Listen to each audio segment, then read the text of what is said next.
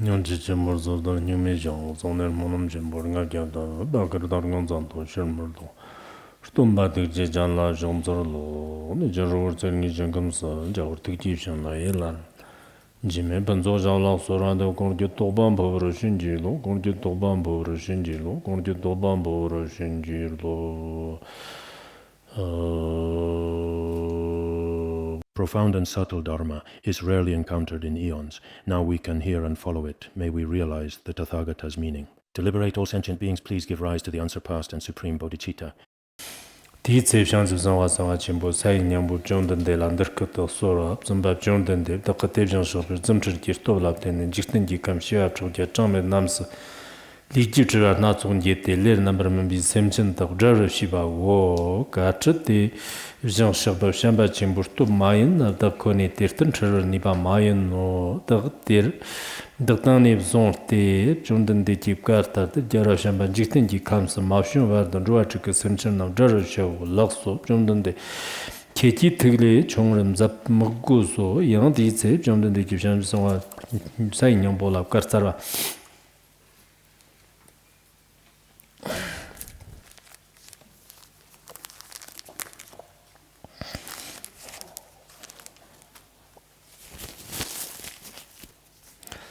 Rova Matura Simpson Namji Simji Kamnangi Bamepe. Lalana Digbo Verchaki Lesam Samjuratan, Lalana gave Verchakim Jevelan Samjuratan, Lalana Gevalab Gipatan, Lalana Digba Gipala, so be Irgiji Samjani Kibago. Simpson Dedra Derniki, Vardarkajik Samyamar so Meprandua Chikalam, the Numo Batan, Marikba. Jibituri Tabmepa Wote, Huerna Nya, Arnam, Jarat Sati, Chanan, Nebana. Discovery Jones Tarian, Larian, Jajan, the Sapavjano, the Kinroa, the Namla Hubbard, the Semle Chong Semle Chong Shijan, Jantus and what you did, Munkara Chamepane, Shanchup, the Tigate, Digdugan, Bandroate, and Jember, the Katir, the Semle Chong, Shit Magoso, Terkat, Somba, Na, Chartina, and Shanchup Sanwa.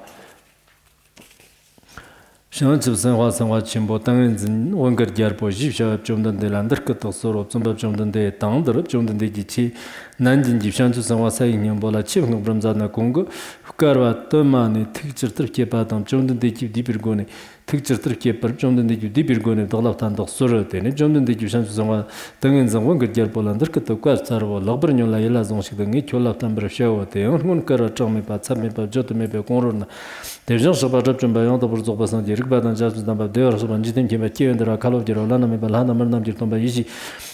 Tamchi Baji Sherry Sanji Shundo, Sanjiti Keys had no Karatric Yinla, Sanjiti Rapta motion with this, Captain Jerbo and Nati, Ni Jerkim Jerbo, Trux, Gerard, Jerbote, Niki, Gapchi, Goni, Ranga, Yerkum, Namji Simpson, Alap Hammer Jabati, Tertana, Yan, Nizaki Jerkim.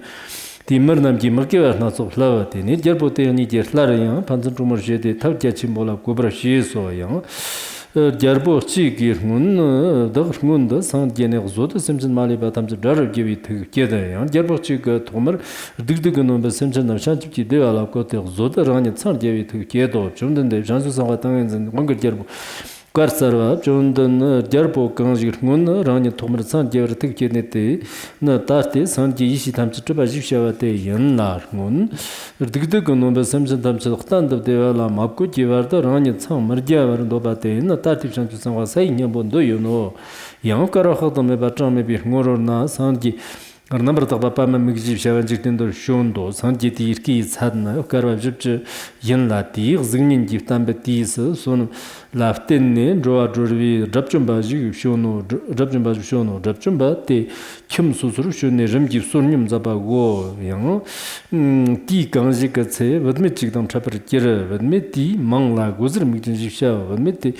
Ti yang zer number not so bab godne Rapchumbala Perver Shiso, Rapchumbe Chiba, Vomo Kyoto Chundo, Wazirmiki Lan Meba, Terkudak Ma Shivi Titanji Nimoyin, Daka Mar Karki Mashibi Sonumgi, Sola, Tenne, Tenya, the Kuber, 도도 잡좀바티 특제비르 고네 semcerchigdam nyambarjgne ftebe gozir mikmate ngason gones lone rdengor jimbam nyomjne yobram thongo 잡좀be gozir migla triba mo kyu teni doksum kyu gimate nyaksum betis sha chijkomba yin tata ngason gones rdengor jimbam nyomjne gozir mikrme ba dakam maksum betis kombershavi len so nyadam chigla so bi chigne nam zavala gajan maz nyadam chig sokjang zavara shindo ga te dagr ngwa dan sopala sopirgoni chigr lonsu shachang di chang gyarton chir damdir lejam jotome bayno zamba rabjumbe Rajamba laga niji tiktsaya jimbu daka ma kyabdo soro tena Rajambe wamola tiktsayir goni ma tenya chori taptamba larkatar me ba kyo kir tseg chigda dewarak shakbar nambar tagba pa mi mug yilla shu la dirka ramur jawa dang rarka zhama lasuk shiyana shivo dang sombo namlar nambar mambam jeba yang tagba tobar gyoro tena wamo gozir miki terkata tubi jisa ringa kimda logda ngubor namar paani sanjiti shkagzik zudim chobar jachiwa shiba dang Mugnim chima jir jinda kiba chimbu semgi sanji jirka shig yang tsarwago nakchir milim jirka sanji jirka sirgim dogjarta godin serwa zibjatan dambari gyarwarta jigim jar ka dijang gozir gyachimbu gete gozir miglandir kata katsaro bumo gozir mig kyoki ma teni ti rangbur matogbar kyoki kimdir keverin gerla Tip Jibadan Chanwala Soba Shibane Zonte Meir Kadarma Shibran Gyoro Teni Tijis Kimji Tramojigla Vajik Kete Jackson Malon Kong de Mirka Lagbur Mani Ban Shibati Vamode Ngwezan Shamsaten Dirkater Meban Kurionis Lee Chirter Sagyam Jeverangam Nyon Gerla Dagno Kyoki Mayan Nature Capture Nevdal Young Rambu Membiones and Cambridge Tijis Larian Yarachimbu Nonesa yang no tata kyuki sonum sagbur tobla tenne dakka mali tobar kere testana yang mambe rigs kejan ranga tsetset yang lobchasam zamle mepi tse thongwa yano di jisab dagan songo nes stongren gere dak tele chori tapchirtar yod gozir mekatir kata tone ranga mayin bar tetsum chadir kat ngakjan mugnem chima bjirjun de trammo valandar katar meso kidib daqa mayin na kyukir digba chindrab shibi lamba yin bar shi ngi testana kyukir digba le chizig kide ngansongo nes thongwa yanna tene Trammu vi landar meba Dakak chukcho badang ngamjub shi badang shkarande bab shi bimdrewe tertir mnyongwa yana karte kekite gersa te zamda mabjabna tadong yang dakyapi tab mamchi so leji topte la tene dagla thara toba yang medo tene gozir mikir meba nyerwi gane sir digbil ler nambar mba na chirtawa yana trammu wir meba Nyavri ne sirdik bile gir namr mbanır dıhın jot mubzo parte lo gyap chok ton ton mbonand chirtir me gyan tim tana zatam me pago gozir me ki terk ta tone sim kyojan mugnem chima jirjanda nam ki yansı tete ndirk tok sordu chok janavjik basan ge tikji janon dagla gonso soru da me chet sim gyachim bo ki parxan da soru da ma te nyaryo ne tarwadan lop chiqsim son Verjir digbeler nambar zadne ngansung gones mrlung warim zatak sura dakka ngansung gne dakka ma ngansung gne dak tanda prade rig mambane zonte tana verme kilise yang tanda merke warim zatak sura dak tane zonte tevjang jigbar nambar daba pammi muk kyarnger chirkat simke bro shawo dak tane karab jarton shiwa chame ki varda shukpru sonsun jiktin chirni bayo ba namgi Nyara sogo ngansung gne ki semjin tedag yongsu jarashiro semjin tedag nyara dang shorsong do yedag gne ne trade namkin khtanji deva sanji ji komhamatov ki vardam ngomr sang javra mavsha mu terkit simke badan tevjang shaban namr mekin derkit toxon ba tubr jirto First of all, today I want to take some time to talk about a few important things here. The first thing I'd like to bring up is something that has been occurring quite frequently and noticeably recently, both across various online platforms and in numerous other locations and communities as well. There have been some recent rumors about this matter. They say that Larangar is currently holding a Ksitigarbha Dharma assembly, doing this and that particular Buddhist ceremony, engaging in various spiritual practices and so on. However, on this specific occasion, Larangar did not proceed with holding a formal Dharma assembly. because of the pandemic, we couldn't hold it this year. It's just that internally everyone is reciting Ksitigarbha Bodhisattva's name, or reciting the Ksitigarbha Bodhisattva heart mantra, or the King of Aspiration prayers. These are activities and efforts that we consistently undertake many years. Wherever we may be located, whether we are present online through various digital channels or in any other physical setting, and irrespective of the specific platform we choose to utilize, we are continuously engaged in conducting all sorts of comprehensive publicity campaigns, as well as actively interacting with a diverse range of different and dedicated devotees, advising them to do good deeds or saying all sorts of things. Maybe when the time comes, the person speaking themselves, it's not really entirely clear whether it's truly convenient for them or not. It's precisely the same on our side as well. We haven't utilized any particular platform, whether it's online, on WeChat, on Weibo, including through direct messages or in written communications. There has been absolutely no public announcement or publicity at all. Nor have we announced anything like holding a Dharma assembly. Everyone should really pay close attention to this important matter. That's one significant thing. Now, the second important thing to note is that this current month marks the auspicious occasion of the Wheel Turning Day, which is indeed considered a very significant and highly propitious day for all.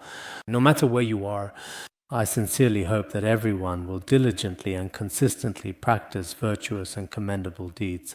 Whether it's listening, contemplating, or practicing the Dharma, reciting sacred sutras, circumambulating venerable stupas, or offering luminous lamps, making generous offerings to the revered Sangha, or compassionately releasing living beings, doing any truly virtuous deed genuinely brings immense merit. After our great master Shakyamuni Buddha attained enlightenment, the very first time he turned the wheel of Dharma on the profound Four Noble Truths was at the sacred Deer Park in India. This is indeed a universally recognized and truly special day. So everyone, please do not waste your precious time. You should diligently practice virtuous deeds yourself indeed, especially on July 24th, which is truly the day of Shakyamuni Buddha's first sacred turning of the Dharma wheel itself. This is stated very clearly in the relevant calendars as well.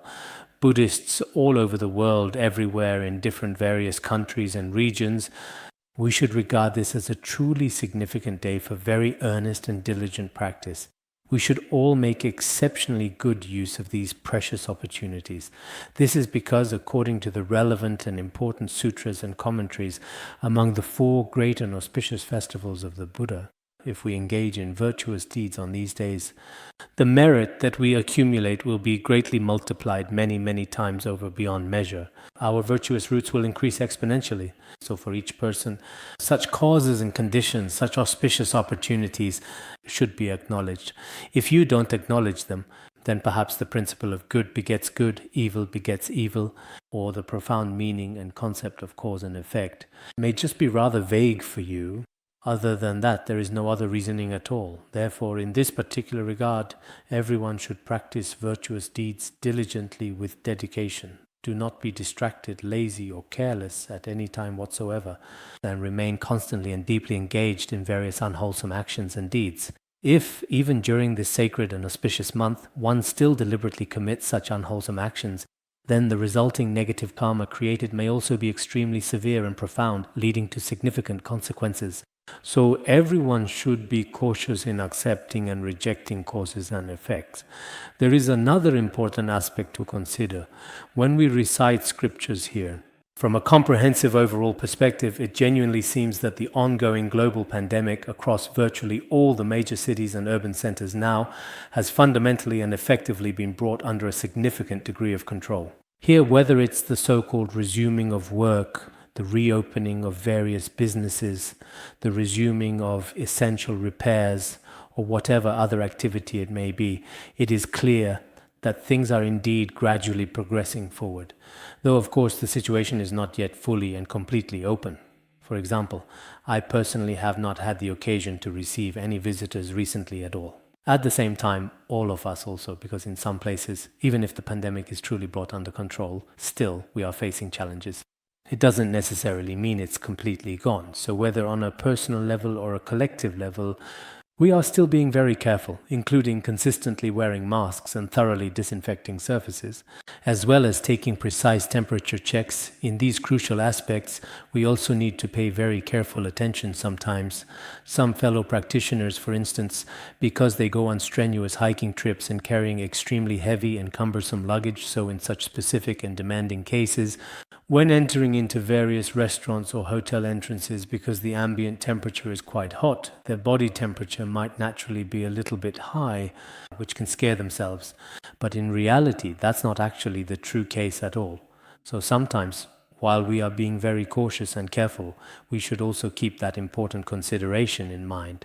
Of course, at this time, I think our fellow practitioners here, when you are reciting the sacred scriptures, if some of you devout individuals wish to go to the scripture hall, the men can certainly proceed to the Lama's dedicated scripture hall, and the women can also go to the nuns' scripture hall as well, or basically within the sacred confines of our scripture halls.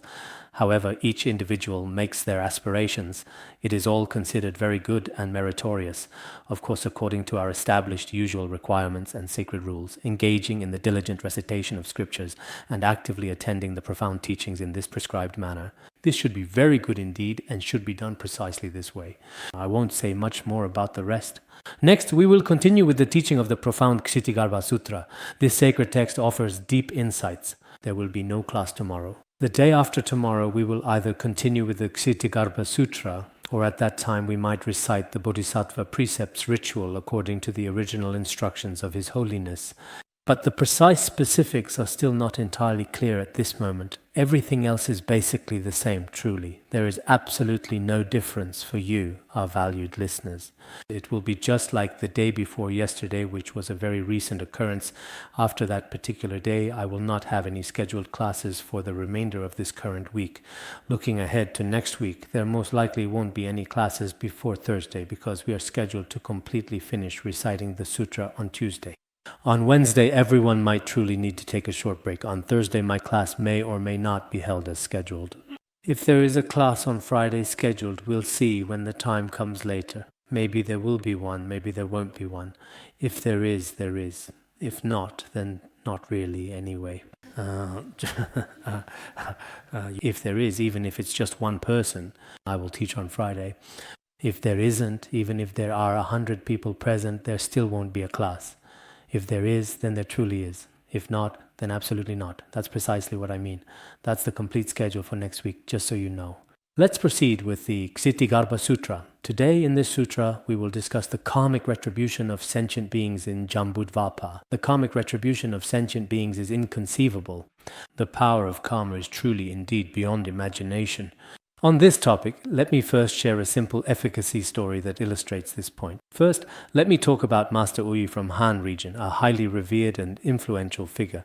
Everyone should be familiar with him, as he was a prominent and respected Buddhist master who is widely recognized as one of the 4 great monks of the Ming dynasty. He was the 3rd patriarch of the Tiantai school and the 9th patriarch of the Pure Land school. So he was truly a remarkably influential and profoundly significant figure of his entire generation. However, the challenging circumstances surrounding his relatively early ordination were also closely related to the Ksitigarbha Sutra. At first, when he was young, he studied Confucianism. He held Confucianism in very high regard. At that time, he was rather opposed to Buddhism. In fact, when he was a child, he even wrote several dozens of anti-Buddhist essays as a way to defend Confucianism. It was a comprehensive treatise specifically criticizing the doctrines and practices of Buddhism. Later, when he was approximately 17 years old, he encountered some significant and insightful Buddhist books related to the esteemed Master Lianchi. After carefully and diligently reading them, he profoundly realized that his previous understanding and perspectives, dozens of articles criticizing Buddhism, were unreasonable, highly unreasonable, profoundly mistaken. But later, he burned all of them without leaving a trace. No trace, nothing remaining. Then, when he turned 20, became 20, his father passed away, unexpectedly died. This event had a significant impact on him, major impact, lasting effect. After that, he began to study Buddhism continuously, earnestly study. Then, once at a monastery, ancient temple, from a Dharma master there, he heard the Ksitigarbha Sutra. At that time, he developed great faith in the Ksitigarbha practice. He also developed renunciation. Later, due to this profound cause and condition, he became a devoted monk. After ordaining, he also diligently practiced the Ksitigarbha Dharma with great dedication and earnestness. He humbly called himself the unlearned servant of Ksitigarbha, the only servant of Bodhisattva Ksitigarbha, devoted servant. There is indeed also such a saying. Later, in many different places on Mount Jiuhua, he spread the Ksitigarbha Dharma teachings. If we look at some of Master Ouyi's works, there is a lot related to the sutra on the divination of the effect of good and evil actions in them. There is a lot. He also lectured on the Sutra of the 10 Wheels of Ksitigarbha. As for the original vows of Ksitigarbha Bodhisattva Sutra, some historical accounts say it was not put into written form. But regardless of that particular situation, he still meticulously wrote a great many comprehensive books on this profound subject matter. Later, when he was solemnly making his sacred vows, he also explicitly said, "In the truly boundless seas of all worlds, I will liberate sentient beings, and until the very end of future kalpas, I will never, ever grow weary or become discouraged." I think this kind of profound vow, just like the vows made by the revered Bodhisattva Ksitigarbha, he, throughout endless future kalpas, continually liberates sentient beings, never growing tired or discouraged. He made this vow. Even if there is a single sentient being who has not attained Buddhahood, he himself will not become a Buddha. So many of Master Ouyi's later vow texts are also very moving. After listening to the Ksitigarbha Sutra this time, I also truly hope that when we study a scripture, it's not just about the words and phrases themselves, nor is it simply about being able to barely explain the literal meaning, and that's not the goal we aim for. Rather, this scripture should provide inspiration to each of us. What kind of inspiration should it bring? We should make vows like Ksitigarbha Bodhisattva make this kind of vow. So what is the vow of Ksitigarbha Bodhisattva? No matter if it's beings in the evil realms or beings in hell, or to put it another way, as long as sentient beings in the 6 realms have not attained Buddhahood, I will not become a Buddha, I will not become a Buddha. It's not what atheists say, that if I don't become a Buddha, I'll just do something else. That's not what it means. It means that if I am to attain Buddhahood, I must first liberate all sentient beings. This is the kind of vow being made. For many people nowadays, this kind of vow, we may be ordinary people. We have selfish and self-interested minds. But we should still make this vow. In the future, we should try our best to reduce selfish and self-interested actions, and do as many things as possible that benefit sentient beings, whether others know about it or not. This is truly very important. So, for example, a Master Ouyi was initially critical of Buddhism, just like Master Hongyi and many other revered figures in the past. But later, relying on the Ksitigarbha practice, he made the truly great and profound Mahayana vow. Among those of us present here today, perhaps in the past, due to our inherent ignorance, the surrounding environment, or our educational background and upbringing, for these various and complex reasons, we may have inadvertently slandered the sacred Dharma, criticized Buddhism, or even committed such verbal offenses. However, if we truly rely upon the Ksitigarbha practice to sincerely repent, I firmly believe that we can attain a state of purity. The Ksitigarbha practice is indeed very extraordinary. A few years ago, I translated His Holiness's Always Remembering. In Always Remembering, I remember at that time, His Holiness specifically spoke about the 4 major Dharma assemblies at Larunga, their different origins and merits. Among these, there is one section, I recall the 41st section, which specifically discusses this topic. His Holiness said that Ksitigarbha Bodhisattva has a special karmic connection with the sentient beings of our Saha world. If the sentient beings of our Saha world pray to Ksitigarbha Bodhisattva, then, in a broad sense, one can attain the fruition of Buddhahood, Bodhisattva, Shravaka, or Pratyeka Buddha, such levels of realization. On a smaller scale, even things like getting promoted or becoming wealthy, all worldly benefits and gains we pursue can be easily obtained. That is why he is so precious that 100,000 wish-granting jewels cannot compare. So, at that time, His Holiness said, during the Ksitigarbha Dharma assembly, we should pray to Ksitigarbha Bodhisattva and Samantabhadra Bodhisattva. At that time, when I had just begun to study and contemplate the teachings, my discursive thoughts were still quite strong. I once thought, why are there 8 great bodhisattvas in Buddhism, and why did His Holiness emphasize Samantabhadra Bodhisattva and Ksitigarbha Bodhisattva so highly? Why a special Dharma assembly for Ksitigarbha Bodhisattva, not for Avalokiteshvara or Manjushra? Why emphasis on Samantabhadra and Ksitigarbha? At that time, perhaps, I was a bit ignorant and didn't understand. It wasn't until last year, translating the Ksitigarbha Sutra, that I finally understood. Oh, it turns out that His Holiness knew many of these causes and conditions through his wisdom. Because here in Tibetan region, to be honest, the teachings and stories related to the Ksitigarbha practice are actually quite rare. We only have the 10-wheel sutra of Ksitigarbha. We don't have the sutra of the divination of good and evil karmic retribution, nor do we have the original vows of Ksitigarbha Sutra. Ksitigarbha stories here differ from Han Chinese, lacking miraculous tales, but Mifam Rinpoche write the lives of the 8 great bodhisattvas. Every time His Holiness would talk about the merits of Ksitigarbha Bodhisattva, at that time, I truly thought in Mifam Rinpoche's lives of the 8 great bodhisattvas, aside from the stories in the 10-wheel sutra of Ksitigarbha, there are basically none. In citations, Mifam Rinpoche mentioned Ksitigarbha Sutra a lot, but when I checked later, they came from the 10-wheel sutra of Ksitigarbha. At that time, the original vows of Ksitigarbha Sutra probably did not exist in Tibetan area, so I felt that Ksitigarbha Bodhisattva is different from other bodhisattvas, especially in fulfilling the wishes for sentient beings. Totally different, because now with the pandemic and all, the global situation has changed to some extent. So many people are indeed experiencing disasters at this time. I won't recite it today because every day we have been constantly reciting many names. You can also recite them yourselves. The name of Ksitigarbha Bodhisattva, we have been reciting it recently, so let's not recite it in class today, because from morning till night you have been reciting it continuously. Although for various reasons outside, we haven't been reciting it loudly over the loudspeakers. But quietly, deep within the loudspeaker of our hearts, we have truly been reciting it all along.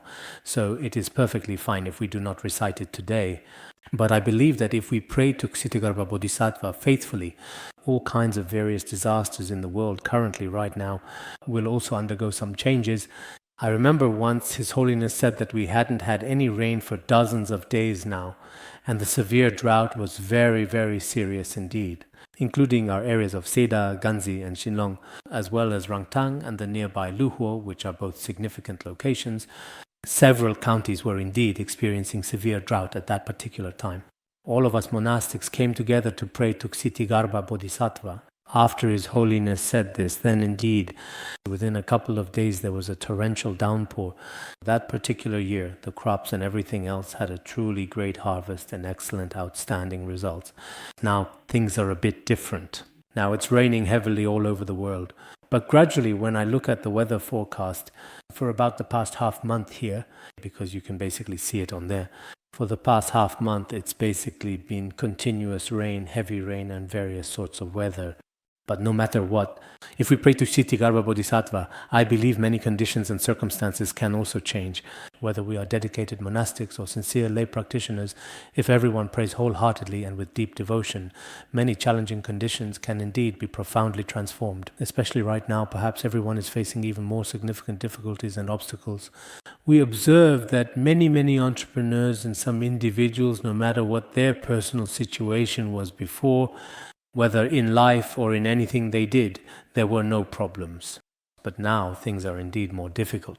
We often see a lot of this too. If we also pray to Ksitigarbha Bodhisattva, many conditions can be transformed. It is very possible to get promoted and become truly prosperous. Previously, as also explicitly mentioned and thoroughly documented in the supplement to the Buddhist canon, there was a notable person who lived during the illustrious Song dynasty. What was her life like? And what distinguished her at that particular historical juncture? She was in fact a remarkable woman, originating from the historically significant region of Chenliu County. Then later she became a devotee of the Ksitigarbha practice.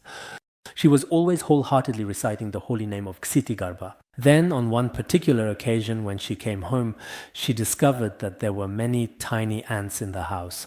All of these numerous ants appeared to be a distinct golden yellow in color.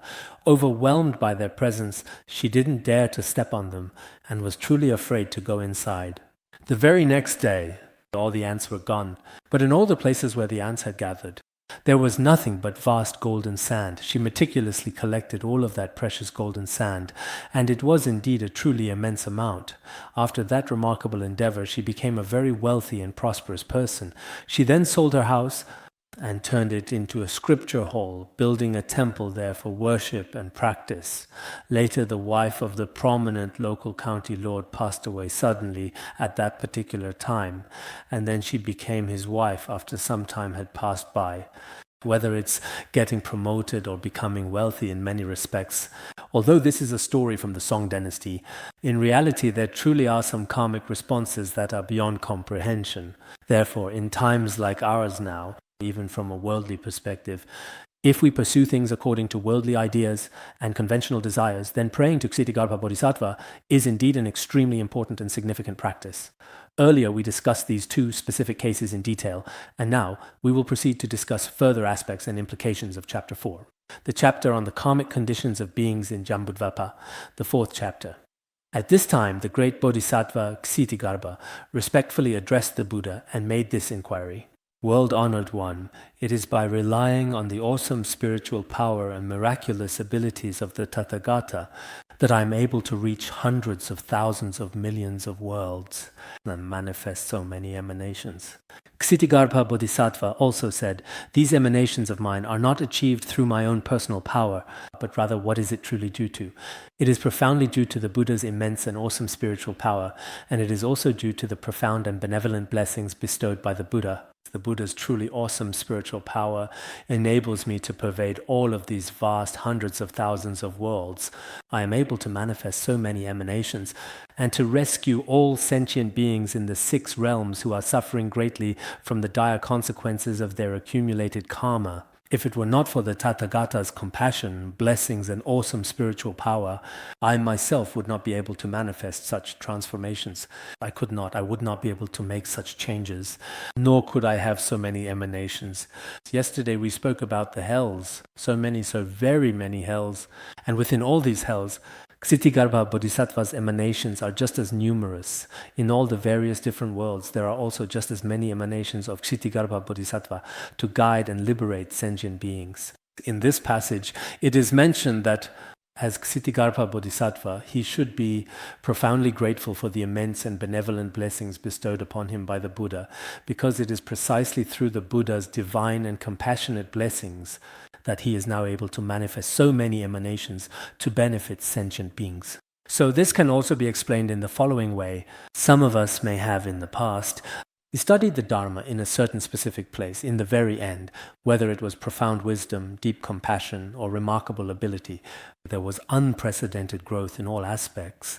And if you have gained a certain level of capability, then, as for all the sources of that progress, logically speaking, we should remember where our water comes from when we drink it.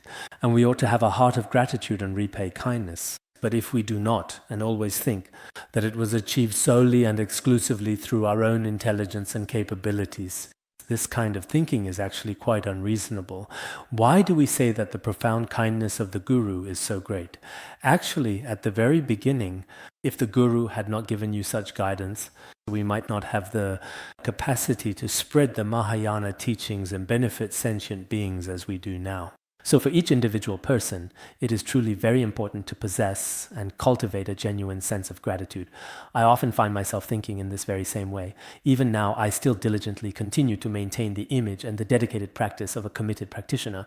And on the surface, there are no apparent obstacles, and I am basically able to accomplish things. In fact, it is due to the blessings of the Guru and the 3 jewels, and also the blessings of all the Buddhas and Bodhisattvas, as well as the blessings of the Dharma protectors. Only with all of this can we have such strength. Otherwise, if we relied solely on our own efforts, it would be absolutely impossible. Therefore, we should realize that if we have any abilities at all, they must have their own definite original source, real origin, somewhere in the past, earlier period of time. Ksitigarbha Bodhisattva continued to say, I have profoundly received the Buddha's sacred entrustment, his clear and comprehensive instructions, and his compassionate and timely reminders. From the time of the Buddha's parinirvana until Maitreya attains Buddhahood, from this present moment now until the eventual appearance of the great future, revered Maitreya Buddha coming in the world, all sentient beings in the 6 realms can attain liberation. This means that today, having now received the Buddha's sacred entrustment, from this very moment onward, All sentient beings under the teachings of Shakyamuni Buddha, up until the very actual time before the Maitreya Buddha appears in this entire world, all these sentient beings are entrusted to me.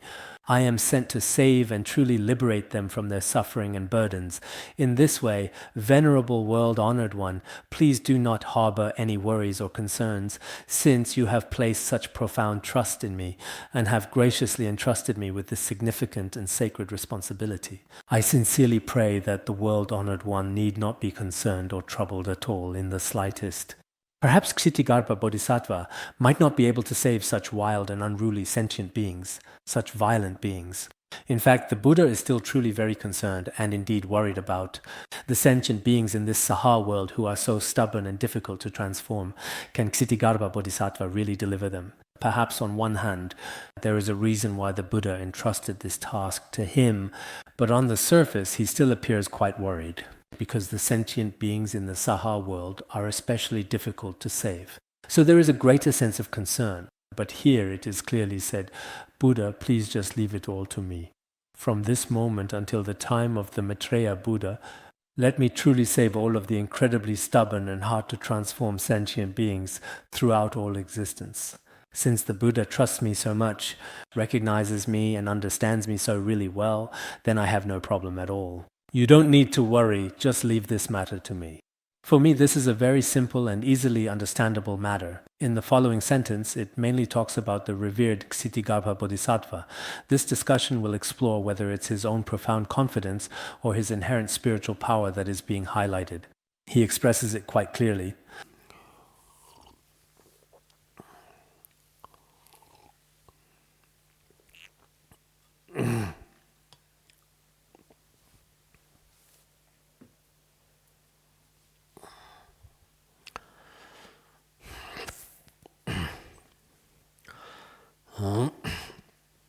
At this point, the Buddha tells Ksitigarbha Bodhisattva, all sentient beings who have not yet attained liberation have unstable natures and consciousness.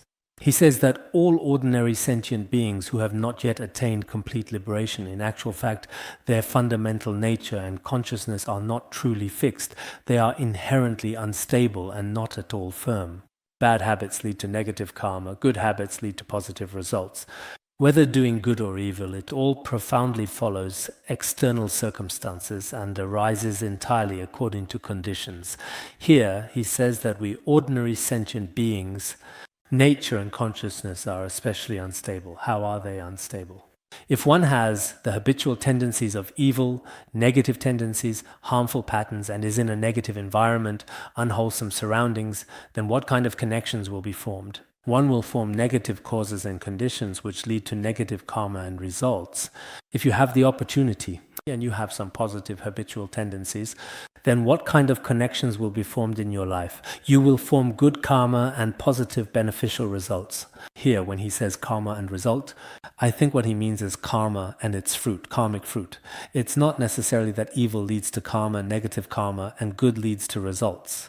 What it truly means is, for example, if you unfortunately encounter really bad friends or perhaps live in a consistently negative environment, then and are constantly exposed to negative influences in your education, then you will accumulate negative karma. If you have some positive habitual tendencies, then you will accumulate good karma and positive results. In this way, whether you perform good deeds or commit evil acts, all of your subsequent good and evil actions, every single one of them, are related to your external circumstances and environment. One who stays near vermilion becomes red. One who stays near ink becomes black. It depends on what kind of people you associate with.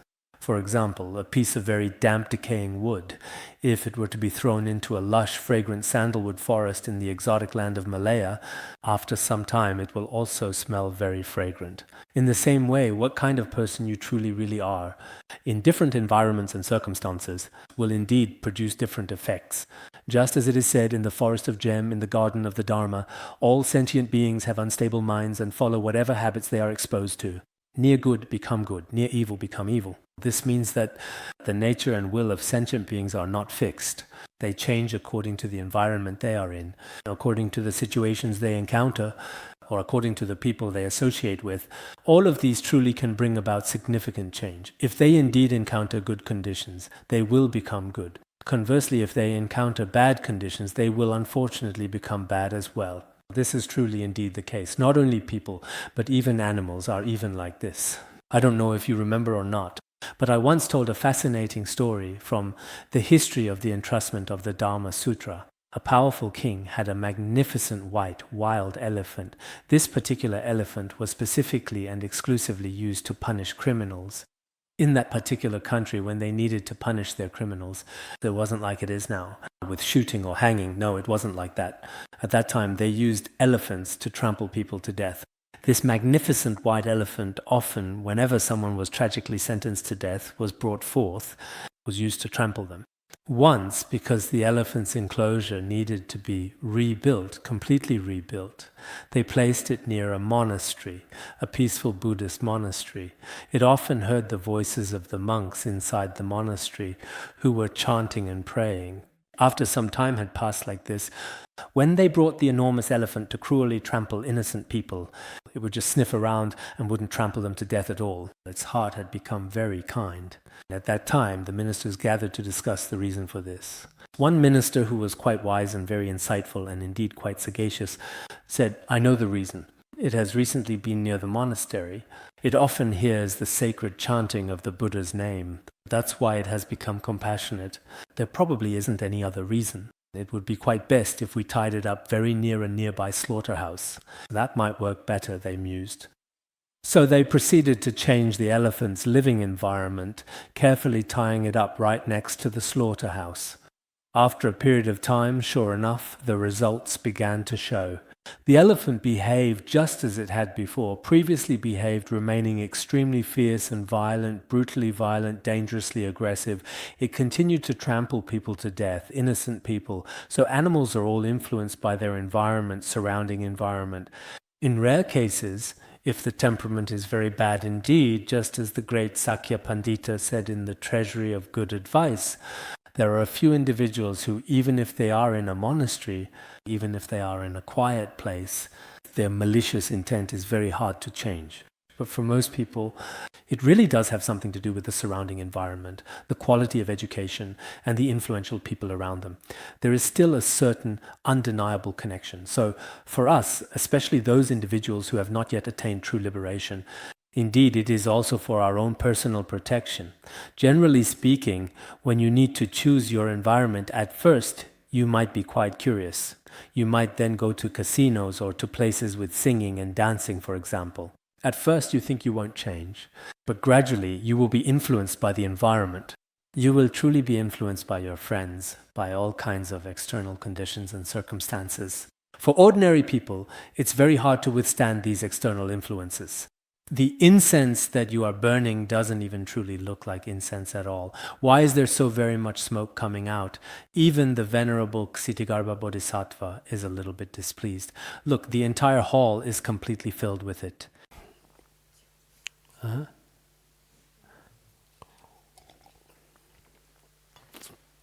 Ksitigarbha Bodhisattva might even start coughing.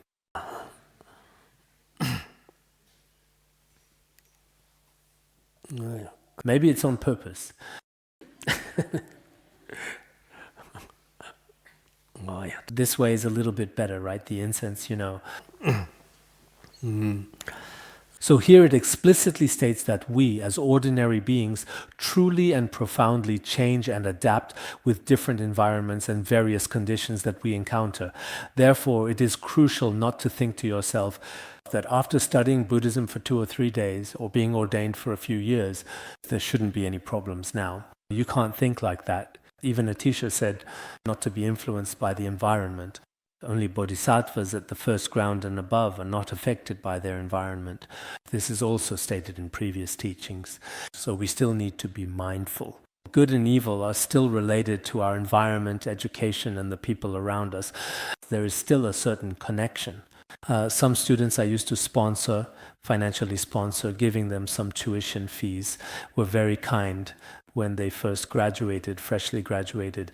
The jobs they chose at that time, for example, often involved punishment and the like, harsh punishment, severe penalties in some specific systems, or rather in very special environments. Originally, these individuals were truly kind-hearted people.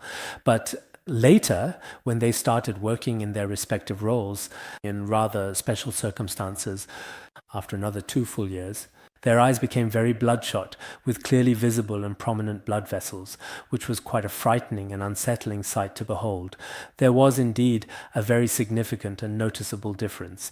Some individuals, when they first emerged from school, were said to be rather fond of fighting, and their behavior wasn't particularly good. But later, because their jobs were transferred, they ended up among groups that were more inclined toward goodness. In such cases, typically after a few years, the person really became like a completely different person, totally different from before.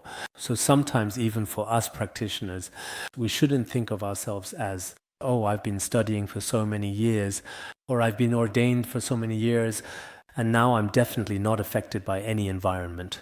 That's not necessarily true. Really, it's not certain. So don't be too confident in yourself. Sometimes your own mind is not trustworthy. As it says in the Buddhist scriptures, your mind is not to be trusted. So, our minds are still not entirely reliable. We should always be mindful of this important fact. Next, it clearly states, sentient beings who are continually revolving in the 6 realms of samsara do not have even a moment, not even an instant of rest. Moreover, in just a very brief period of time, countless kalpas, as numerous as infinitesimal dust particles, can truly and indeed pass by. So, these sentient beings are often in a perpetual state of profound confusion and significant obstacles. Indeed, sentient beings in the 6 realms are truly pitiable. They have absolutely no time to rest, no moments of peaceful happiness whatsoever. As it is truly and indeed said, there is no happiness in the 6 realms. There is no delicious taste in an utterly unclean room.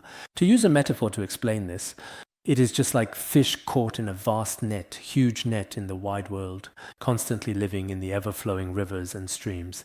But occasionally, they can indeed escape and be freed from their confinement, yet they inevitably end up back in the river again. And when they eventually come out once more, they are once more caught in the nets and traps. So this whole section is explained through metaphors. Earlier, it was explained through meaning. Sentient beings in the 6 realms of samsara do not even have a moment's rest. What is it like? It's like fish caught in a dragnet. Here, even if you release them and scoop them up elsewhere, in fact, everywhere is full of nets. Sometimes when we release animals, everyone can feel it. When I fished it out here, there were many mopping nets all over there. There's absolutely no way I'll fall into it again. Finally, he died there. So we sentient beings in reincarnation, maybe in the 6 realms, coming out of the animal realm, but going to hell.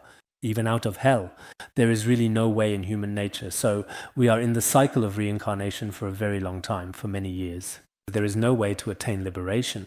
This is used as a metaphor, vivid metaphor, powerful analogy, comparing the miserable situation of fish caught in nets, trapping nets. So these sentient beings, suffering beings, and those like them, these sentient beings are the ones the Buddha worries about the most. I should feel concern and compassion. Seeing these sentient beings, truly, before they attain liberation, there is not the slightest certainty. They are all like fish caught in nets. Among the sentient beings in our cycle of rebirth, we are originally especially worried about these beings. Indeed, sometimes we think about it ourselves, that in this life we have encountered the Dharma and met great Mahayana spiritual teachers. We must do as taught in the words of my perfect teacher, to give up even our skull and never be reborn in samsara. If this time we do not attain our liberation now and continue to sink into it, it will be like searching for a needle in the ocean. No one can save us. Therefore, in our brief human life, we strive to succeed in practice. On this point, everyone must have strong confidence. This is very important. In the vast and boundless ocean of samsara, endless samsara, cyclic existence, we have encountered such profound Mahayana Buddhism, precious Buddhism. This is truly as rare as a blind turtle encountering a wooden yoke, floating and drifting. It is extremely, extremely difficult to come across. At this crucial time, if we do not seize this truly significant opportunity with the utmost seriousness, if we are indeed careless and negligent with such a valuable and rare chance that has been presented to us, after this life passes, then in the next life, perhaps we will be reborn in hell or among animals. If that's the case, then truly, who knows when or what day we will be able to encounter the true Dharma and liberation again. There may not be a glimmer of hope. Therefore, each and every one of us should reflect on this ourselves. The fact that we have encountered the path to liberation in this very life is actually not a mere coincidence. It should be the positive result of accumulating merit over countless lifetimes. But as for whether we will have such opportunities in the future, it is also very hard to say. So we must keep in mind that Shakyamuni Buddha was also especially concerned about the sentient beings trapped in samsara. He then continued saying, "Since you have already made such a truly great and profound vow and have taken such vast, extensive, and repeatedly affirmed vows over countless immeasurable eons of time, and are indeed able to liberate so many deeply sinful and suffering beings, then what possible reason do I have to worry or be concerned about anything at all?" Shakyamuni Buddha saw that Ksitigarbha Bodhisattva's profound vows from the past were extremely firm and unwavering, and that his ability to liberate all sentient beings was also incredibly powerful and effective. In this way, the Buddha no longer felt worried or concerned. With Ksitigarbha Bodhisattva present, because Ksitigarbha Bodhisattva is essentially the Buddha's representative, it's like having an especially strong and unwavering leader. With such steadfast and devoted bodhisattvas, the Buddha has nothing to worry about. He is fully capable of liberating these sentient beings. Next, two significant and profound stories are recounted.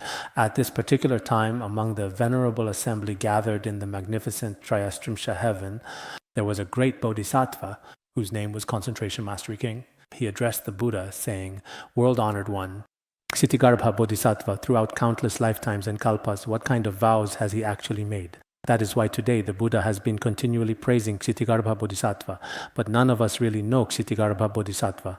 What vows has this Ksitigarbha Bodhisattva indeed actually made? In different places, what kinds of vows exactly did he make? Today we are truly grateful to the world-honored one, especially because you have been so graciously praising him. We, with utmost sincerity, earnestly hope, world-honored one, that you could briefly yet comprehensively tell us exactly what kind of magnificent and profound vows he has made. Could you please enlighten us with this crucial information?"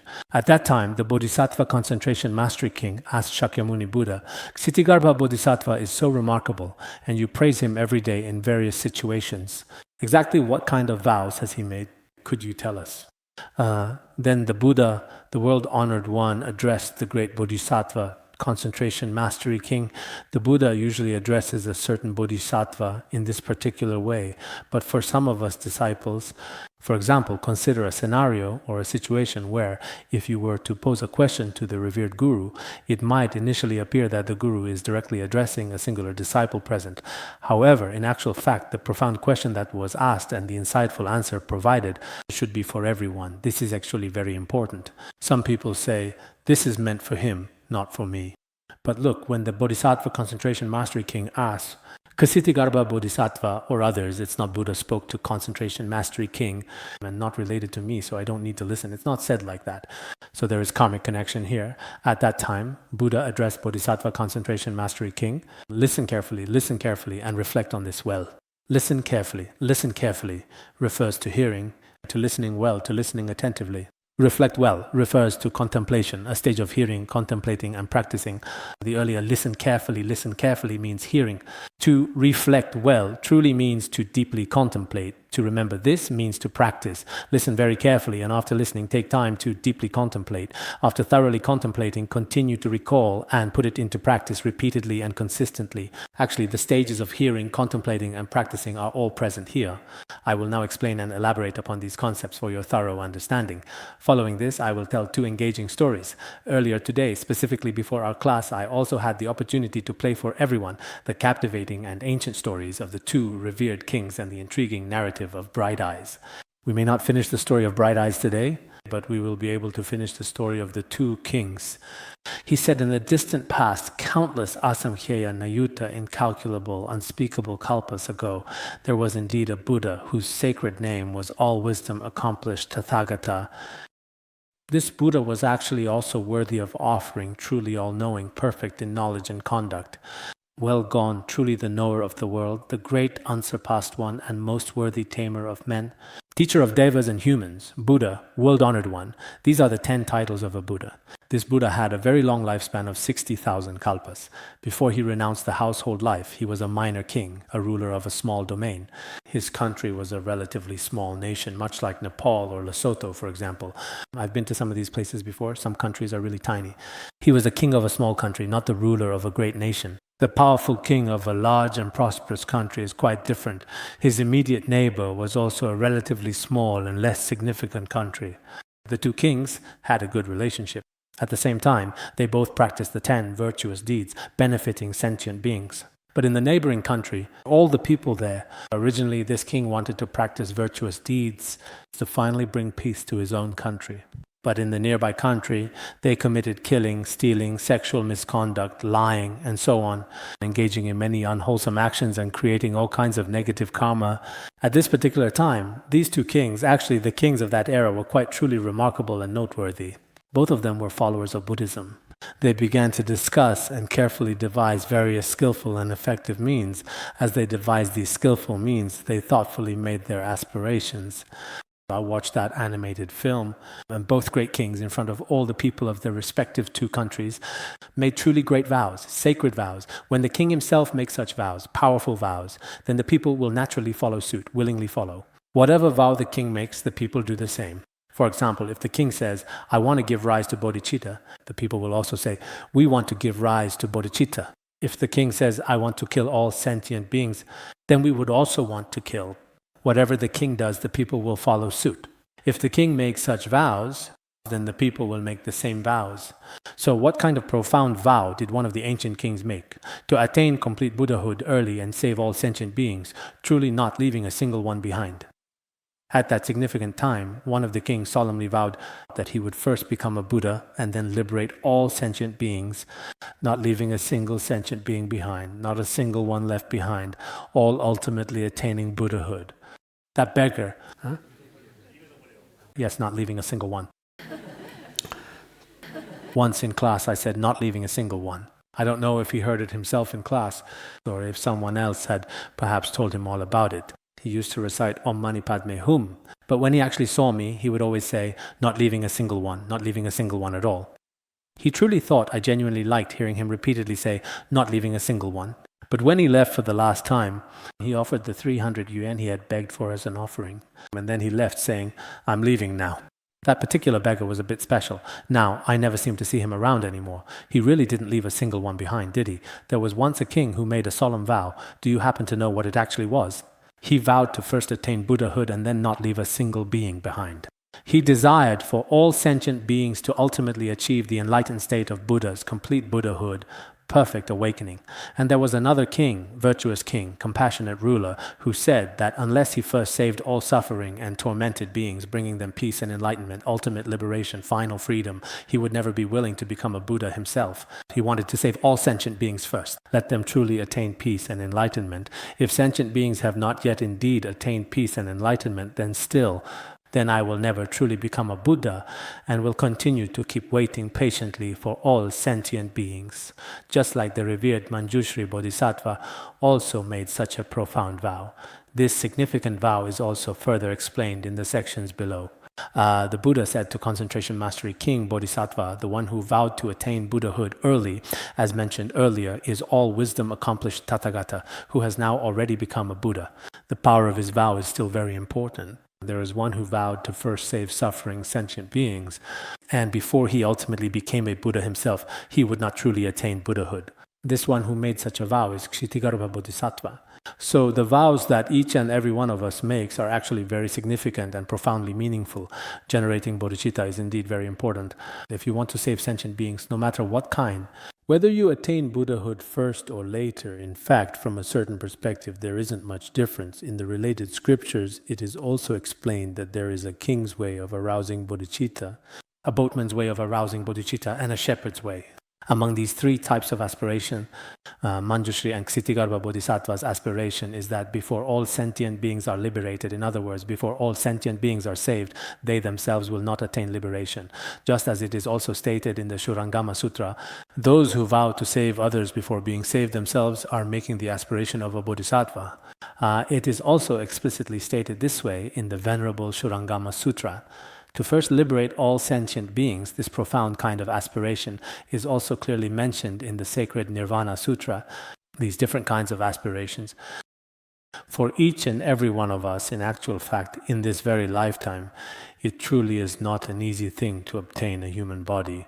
When His Holiness would turn the wheel of Dharma each and every year, in his much later years, it seemed that however, not every single time was precisely like this.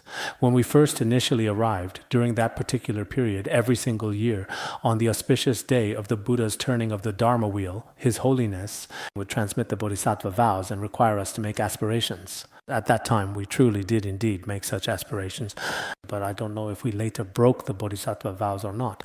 Because back then, actually at that time, I felt that when I first came to Larungar, the Dharma Academy was also very pure. Every time His Holiness gave a teaching, the sense of inspiration was extremely strong and truly profound indeed. Anyway, whatever His Holiness said, we would truly do it. It truly felt like we had genuinely entered His unique world. For example, there was a specific period when He diligently taught Madhyamaka, when He taught the profound Madhyamaka Shastra. When we had just arrived at Larungar, newly arrived, we especially felt, wow, encountering Madhyamaka in this lifetime is such a blessing. Later, in the 1990s, I also transmitted it to others. At that time, I was also very passionate. Now, it seems I don't have quite as much passion. I think Madhyamaka is about everything being empty. But perhaps in the future, I will indeed teach the profound text, entering the middle way. This is because at that particular time, I truly put in a significant amount of effort. Whether it was diligently memorizing or carefully reading various different commentaries and explanations, all my energy was devoted entirely to diligent study and deep contemplation. Truly, in our world at that particular time, there was absolutely nothing else. Now, there are more things going on at Larungar. In my world, it's a bit better when I'm teaching classes, but at other times I worry about this, doing this thing, that thing. In my world, there are a lot of messy, chaotic things. Back then, things were very, very pure indeed. For example, when studying Madhyamaka, there was nothing except Madhyamaka. How was it explained in the auto-commentary of Introduction to the Middle Way, Explanation of the Secret Meaning, and in Gorampa's commentary? How did Mifam Rinpoche explain it? Especially Mifam Rinpoche at that time, the outline was composed by Mifam Rinpoche. At that time, I also really wanted to translate that auto-commentary, but later it seemed that life was also very short. Several decades passed by quickly. I don't know if such conditions will arise in the future. So I was thinking back then, His Holiness, whether he was teaching a Madhyamaka or teaching Vajrayana or whatever he was indeed teaching, all of us, everything, every conceivable experience would enter into the boundless and profound world of His transcendent wisdom. At that pivotal moment, we truly made this profound and unwavering aspiration. I must liberate all sentient beings, every single living creature, from suffering and guide them towards enlightenment, even before attaining Buddhahood myself. I must liberate all sentient beings, aspirations like this. So sometimes during very special and important Buddhist festivals, everyone truly needs to make aspirations. This is very important. Today I had the opportunity to share a profound passage from the revered Letter to a Disciple, which states, like a raging wind blowing out a lamp, life is utterly unreliable from moment to moment, constantly changing and impermanent. In a strong wind, perhaps in an instant, whoosh, the lamp is immediately extinguished. As for our lives today, it seems I am doing well here. I am here giving a lecture to everyone.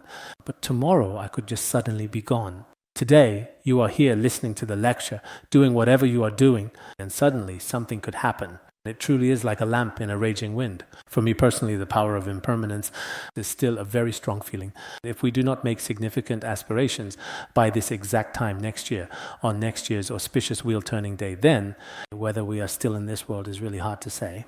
So in this specific case, no matter what, if we make this aspiration in this life, the power of this aspiration can continue through lifetimes. There is no doubt. So everyone should also make aspirations in this way. Look, back then, two kings made their aspirations. One became Ksitigarbha Bodhisattva, and the other became all-wisdom accomplished Tathagata. Now, let me tell another story. It shouldn't matter if I talk a little more, right? After all, everyone hasn't been busy lately, right? Originally, I emphasized that it would be about an hour, but recently I've been talking a bit more, getting a little long-winded. As people get older, they tend to get more and more long-winded, right? The other day, I said that some people are especially grateful that the Dharma teacher is so long-winded. That comment was about myself, only myself, not about anyone else, other people. Now I am going to tell the second story, next story, the second case. Just now, wasn't it Concentration Mastery King Bodhisattva asked how Ksitigarbha Bodhisattva made his aspiration? I've already finished talking about the aspirations of the two kings. Next is the vow made by bright eyes. In countless eons past, there was a Buddha who appeared in the world. His name was Pure Lotus Eye Tathagata. His lifespan could reach 40 kalpas. During the era of his semblance Dharma, there was an arhat. He often relied on his merit to liberate sentient beings. He did so by gradually forming connections through alms rounds. In this way, he established good affinities with sentient beings. During this process, he once encountered a certain woman. Her name, as it happened, was Bright Eyes. She was preparing a wide variety of offerings. She arranged these numerous offerings in order to make offerings to the Venerable Sangha. While she was making these offerings to the Sangha, the esteemed Arhat respectfully asked her she should make an offering to him. And after she did so, after the Arhat received and enjoyed the offering, he asked, "What do you wish for?" He asked, "What do you hope to gain by making offerings to the Sangha like this?" Bright Eyes replied, "Today is indeed the solemn anniversary of my beloved mother's passing. I have diligently accumulated much merit and virtue, sincerely hoping to save my dear mother. I truly do not know where my mother is currently or into what realm she has been reborn. There is something important to note here, something worth considering. Why do ordinary lay people make offerings to monks? There is a significant purpose behind making these offerings to monks. She deeply hoped her mother could truly attain liberation." So whether we are truly monastics or either just ordinary lay people, when others make offerings to you, it is not without reason. They definitely have a clear purpose. It's simply impossible that they would give without truly expecting anything in return. That simply does not happen at all. Why do they make offerings to you? Some people do it for their health, while others pursue it for personal financial wealth. And some individuals make vows to help all sentient beings in the distant future. No matter who is making offerings to the Sangha, it is always for such reasons. So some young monastics, when other people make offerings, they often take it completely for granted and treat it quite casually and lightly. They might not fully appreciate the effort involved. But in fact, we should, at the very least, recite sutras or even just a few short dedication verses or mantras to dedicate the merit to the benefactors. This is a very important principle, vital principle, fundamental rule. Otherwise, you might mistakenly think, I truly deserve to accept these offerings. But actually, it's not always so easy to genuinely accept offerings, spiritual offerings. Sometimes the very things we receive as offerings, the person is usually very stingy. But if they're truly generous to monastics or to their spiritual teacher, they definitely have a purpose. It's not for nothing. Normally, they are attached even to a single hair. So if that is indeed the case, then for sure, regarding these offerings, and this money, they earned it through diligent and hard work. It was certainly not easy at all to acquire. So if you treat their valuable offerings with utter carelessness, if you waste them recklessly and without any consideration, then the karmic consequences are waiting for you ahead. Therefore, try your very best to handle these offerings properly. In the beginning, whenever someone made an offering to me, I was especially careful. In 1986, I went into a retreat for the Rains retreat. At that time, someone offered me 10 yuan. I was really quite worried about what kind of karmic result this might actually bring. I specifically recited a great many Avalokiteshvara mantras, but now I have to admit, sometimes I've become quite numb to it all. I still try my very best to use these offerings for truly meaningful purposes. But sometimes, even though I want to, I just don't have enough mental energy. There are all sorts of things going on. So generally speaking, if you look at the arhats, after someone made an offering to them, they wouldn't just say, "Okay, you've made your offering, bye-bye, I'm leaving."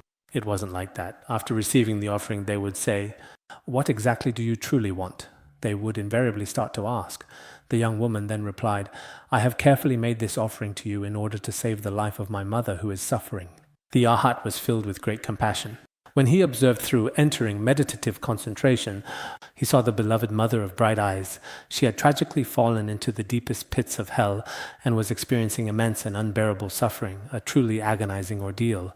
The arhat continued to ask, "What kind of work did your dear mother do while she was still alive? Now sadly, she has fallen into a lower realm and is experiencing immense suffering." Perhaps even highly enlightened arhats or compassionate Buddhas, sometimes they also ask such profound questions. This has indeed happened before. Originally, the arhat should have already known what her mother was like in the past. But he still asked perhaps to further confirm things with a thoughtful expression. He then inquired, "What exactly did your mother do before this time?" At this precise point, Bright Eyes thoughtfully replied, "My mother, what exactly were her daily habits and personal preferences during her entire lifetime? She especially liked to eat various kinds of things, such as delicious fish and slow-moving turtles, you see.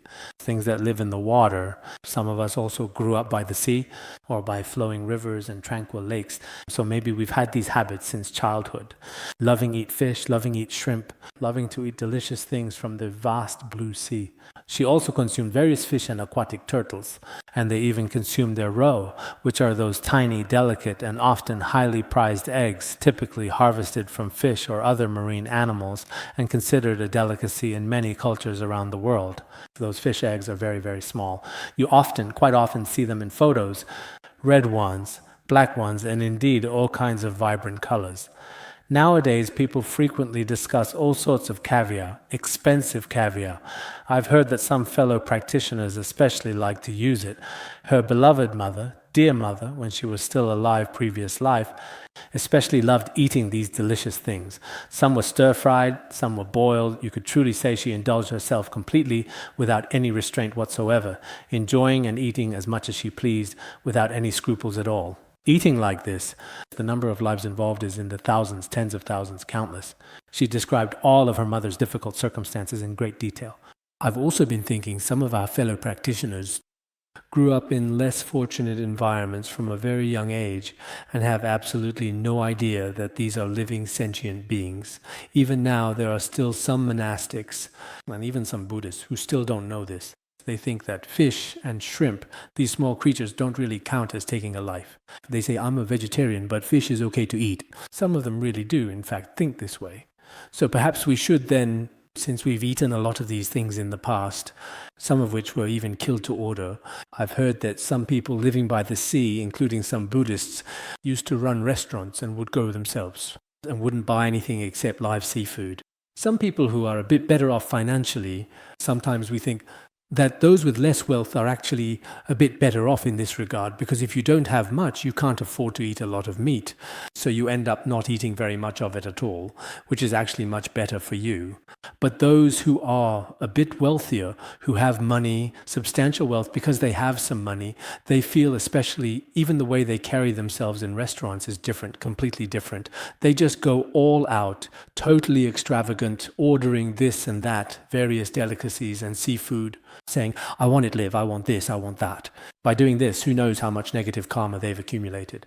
But there are still some farmers, like in our Tibetan region, it used to be like this too. There were cattle, cows, and sheep.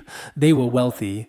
They would accumulate a lot of negative karma. But if they were a bit poorer, they wouldn't kill as many innocent animals each year, which would be a truly significant and positive change for the karma accumulated. Her mother, in particular, used to especially love eating fresh fish.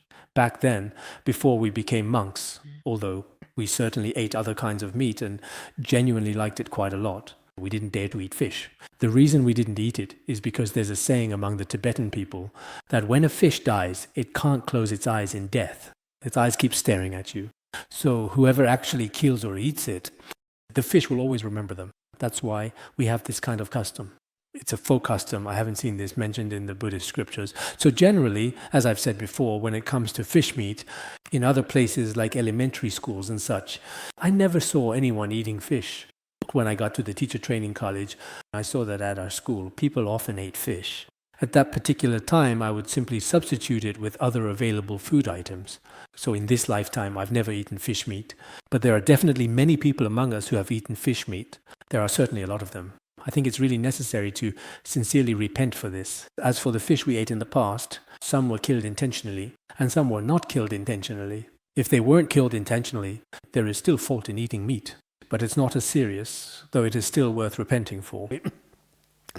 At that time she said, "Venerable, you are truly most compassionate. Could you kindly please now save my mother?"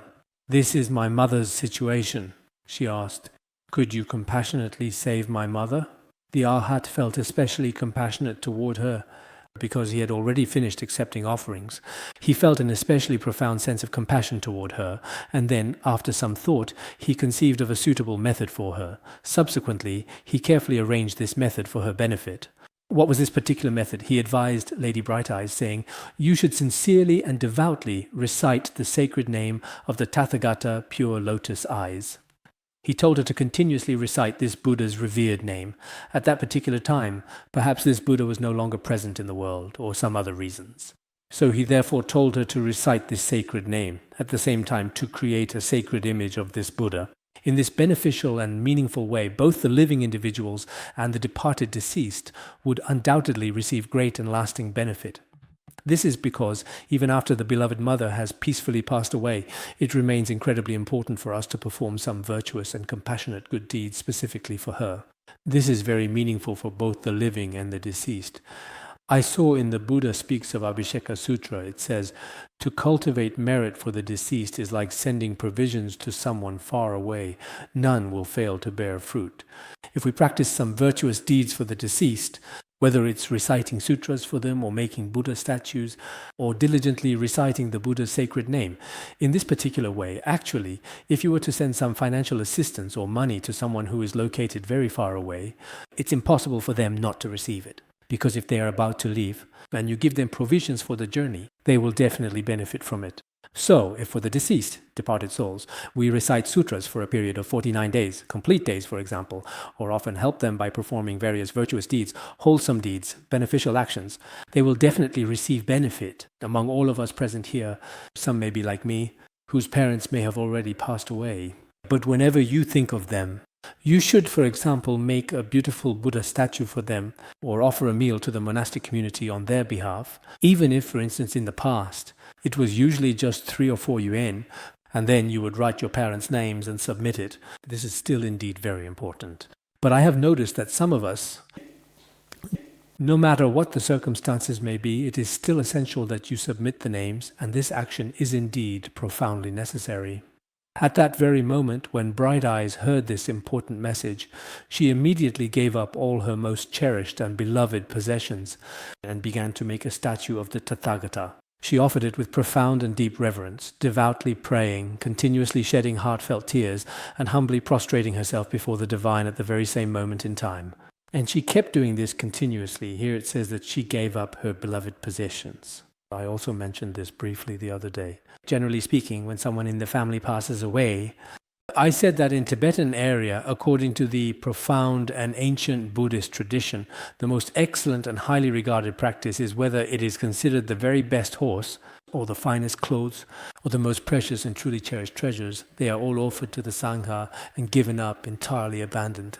This is very important. But nowadays it seems that people in the world don't do this. For example, after someone passes away, if he had a very nice watch or a very nice car or any other valuable things, the children will immediately start using them. Actually, this is not very good.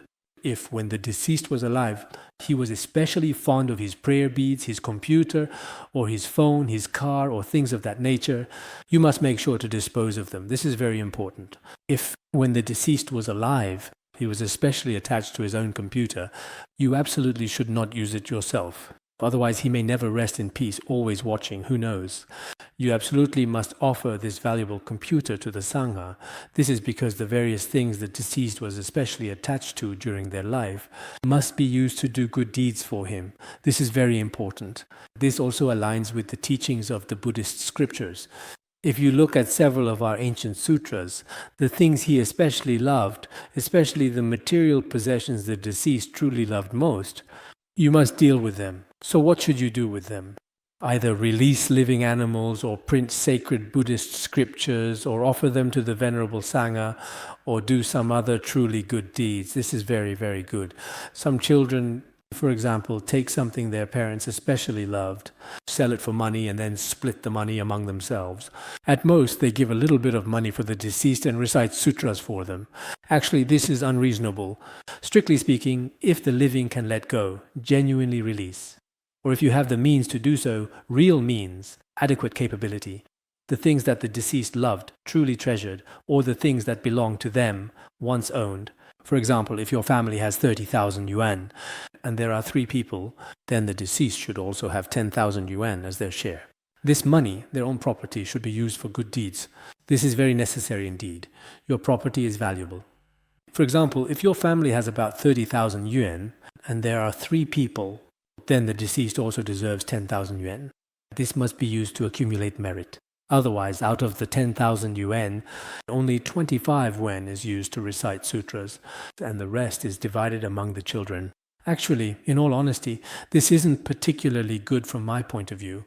This is merely one perspective provided exclusively for your personal guidance and reference. At that particular time, she turned the cherished things she deeply loved into a beautiful Buddha statue, and then she earnestly began to pray.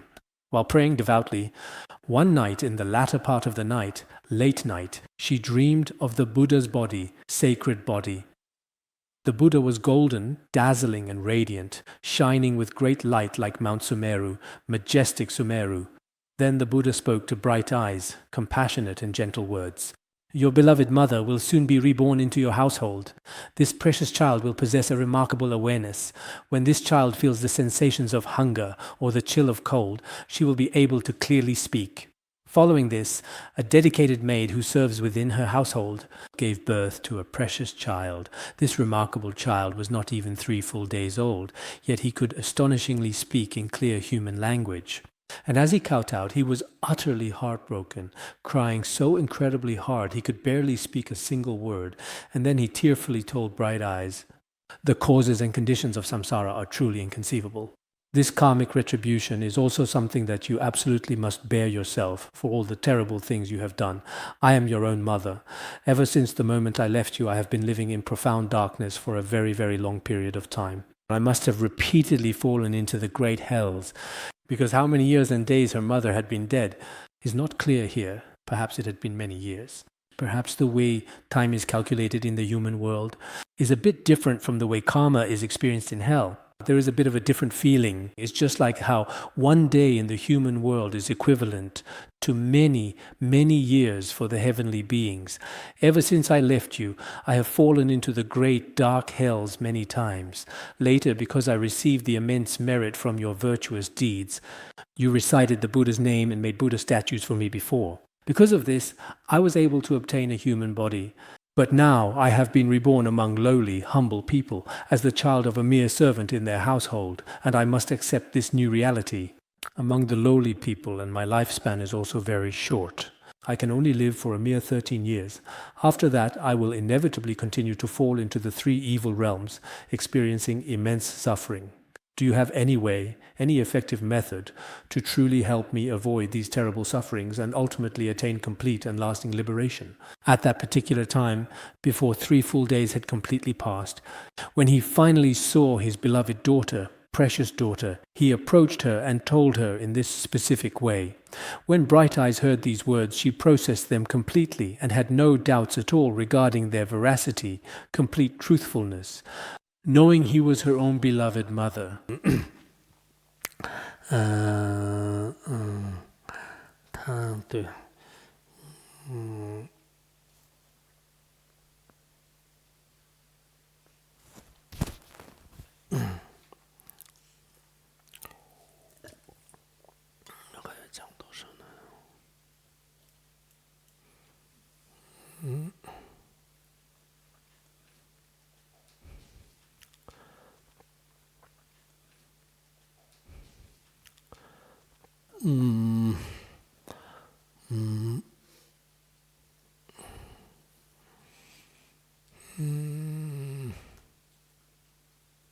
Then, after Bright Eyes heard this news, she immediately knew it was indeed her own mother.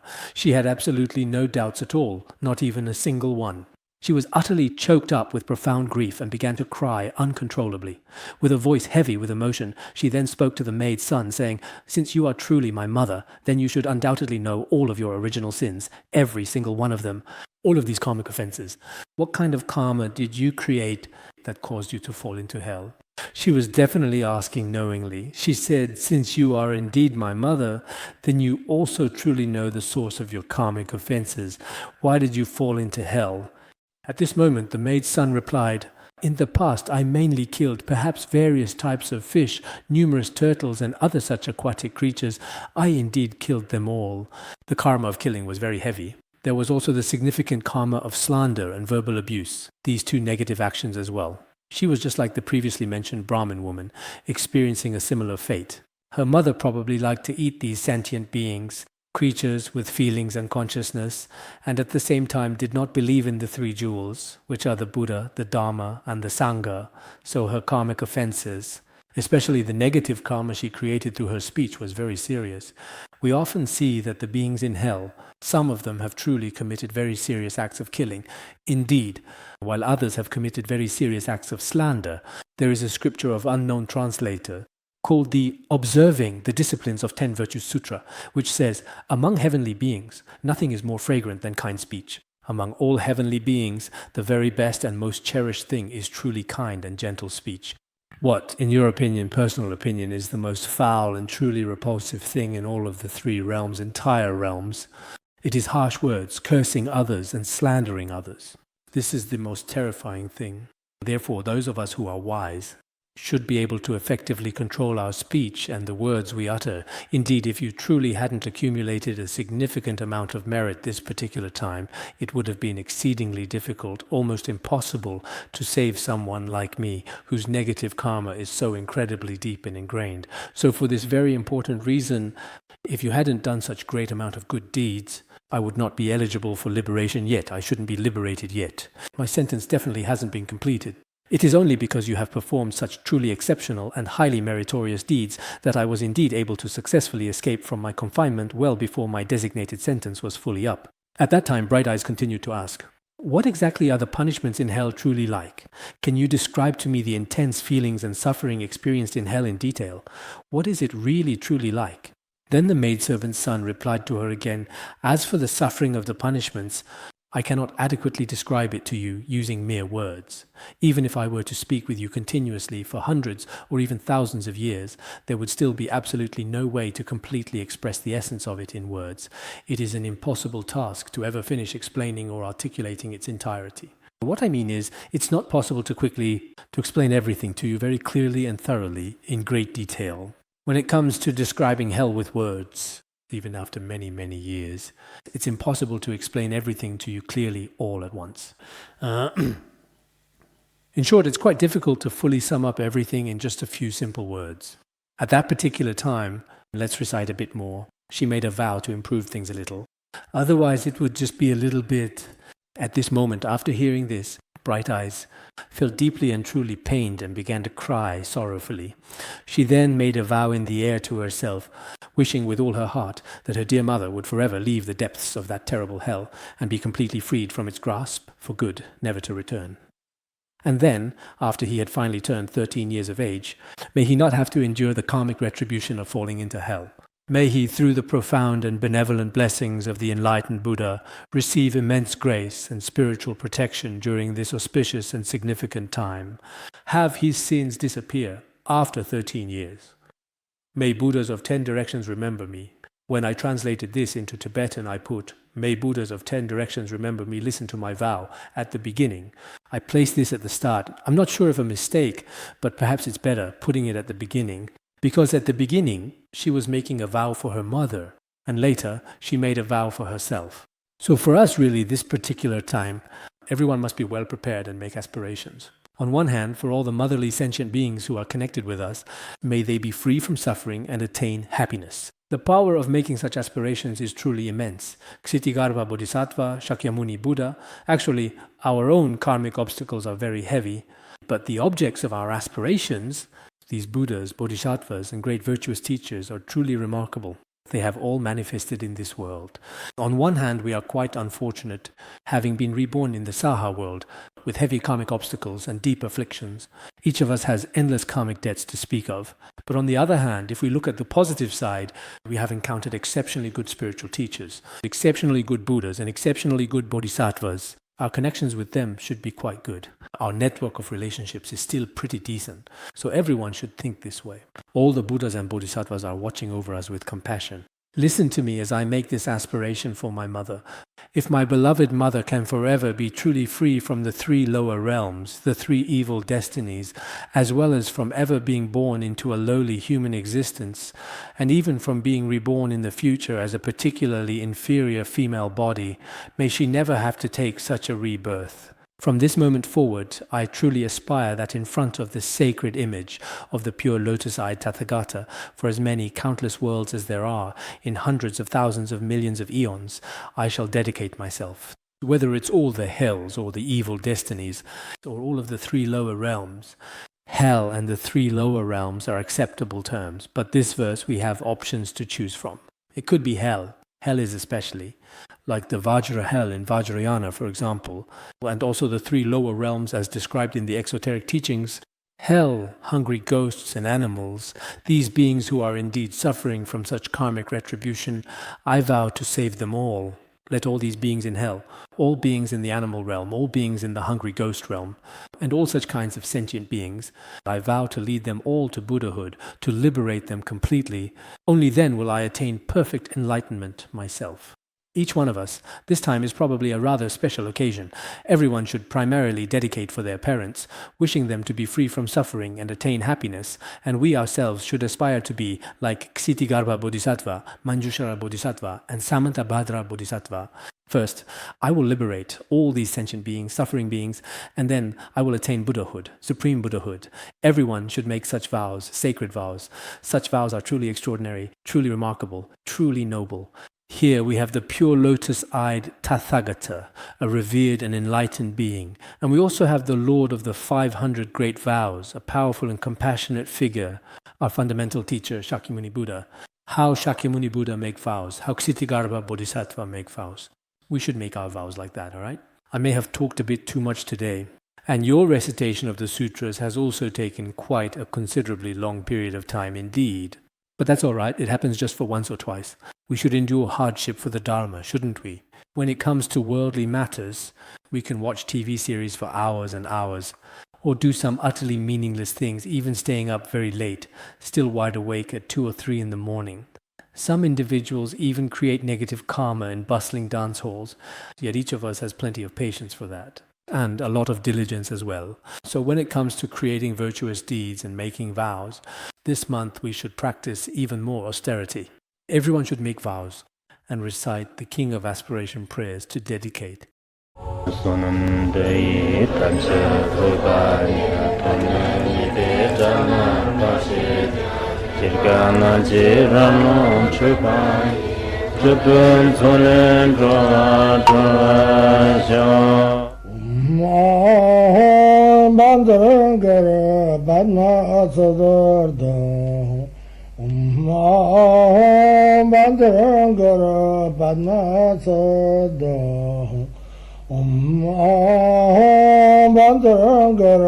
Bandara